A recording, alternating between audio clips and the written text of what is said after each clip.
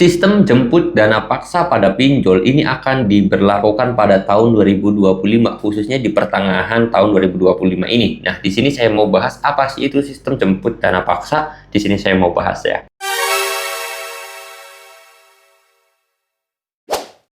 Assalamualaikum warahmatullahi wabarakatuh, teman-teman semuanya. Pada kesempatan video kali ini saya ingin membahas yang namanya jemput dana paksa di tahun 2025 untuk masalah kasus pinjol.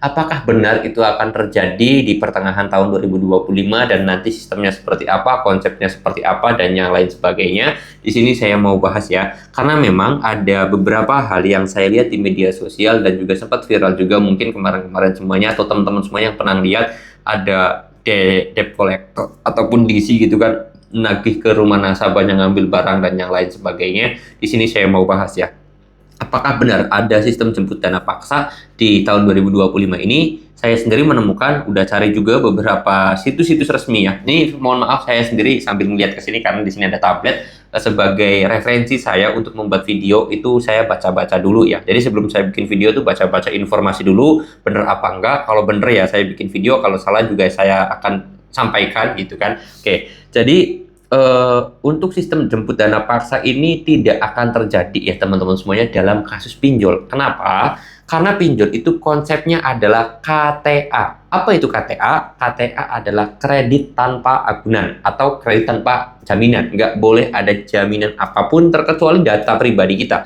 Nah, itu bukan jaminan sih, itu kan sebagai verifikasi aja. Verifikasi bahwa kita yang melakukan pinjaman gitu.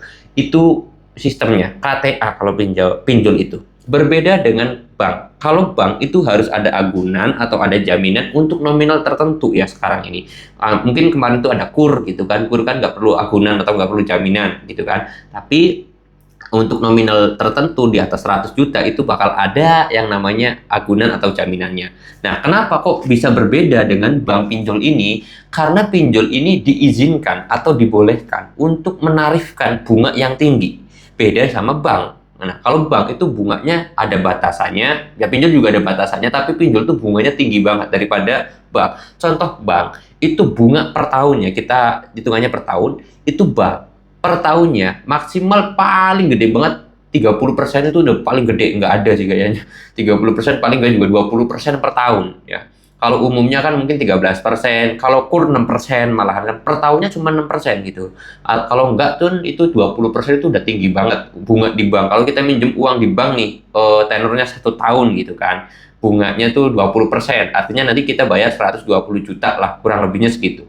Tapi kalau kita minjem di pinjol 100 juta, bunganya itu enggak bakalan 20%, pasti jauh lebih tinggi, antara 50% ke atas, bahkan lebih ya, kalau kalian minjem di tenornya 1 tahun ini teman-teman. Kalau nggak percaya kalian boleh, misal hutang kalian tuh minjemnya 100 juta, tenornya sama 1 tahun, bayar di pinjol itu pasti lebih dari 150 juta. Saya yakin bunganya sangat tinggi. Kenapa kok pinjol tersebut bunganya tinggi? Ya karena pada awalnya pinjol tersebut KTA, nggak boleh ada jaminan. Sedangkan kalau di bank itu kalau minjam 100 juta harus ada jaminan, entah BPKB motor, mobil, ataupun rumah gitu kan, itu harus ada jaminan. Jadi kalau misalkan nanti suatu saat itu sistem jemput dana paksa itu diterapkan, saya kira sangat tidak mungkin, karena sistem pinjol adalah KTA, kredit tanpa agunan, dan nggak boleh yang namanya debt collector itu ngambil barang apapun di rumah nasabah. Bahkan ngambil sandal aja nggak boleh, ngambil motornya, ngambil STNK motor, ngambil BPKB motor, ngambil sertifikat rumah, itu tidak diperbolehkan ya.